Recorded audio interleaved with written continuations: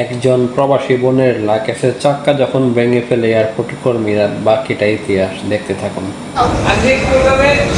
বাংলাদেশের অবস্থা দেখছেন? আমার নতুন লাগেজটা দিলাম, চাকাটা ভাঙা লাগছে। মনটা চায় জুতাটার মধ্যে একটু বুনিয়া বু লাগাইয়া ইচ্ছা মতো ওদেরকে বাইরে। নতুন লাগেজটা আমার কিনছি 7,000 টাকা দিয়ে, আমার লাগেজটা ভাঙা গেছে। আমার পোলার আমি কেন দিয়ে দেখটা কি এয়ারপোর্টে মুরগোর বাচ্চা মুরগোরা রে শিকার কইলাম না দেখি। তাদের বেতনটা কিন্তু আমাদের প্রবাসীদের ক্রিকেট থেকে চাইতেছে। এই জিনিসটা কিন্তু মাথায় রাখা উচিত ছিল ওনাদের, এয়ারপোর্ট কর্মকর্তাদের। কারণ ওনাদের স্যালারিটা আমাদের ক্রিকেট থেকেই কিন্তু যাইতেছে প্রত্যেকটা প্রবাসীর। এই জিনিসটা প্রত্যেকটা মানুষের বোঝাটা উচিত।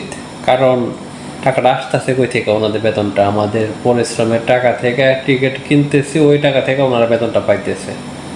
অথচ ওনারা আমাদের একটা সামান্য একটা গাইড ডিল মেরা ফেলায় দেয়, এটা দেখছি। আর বাইরে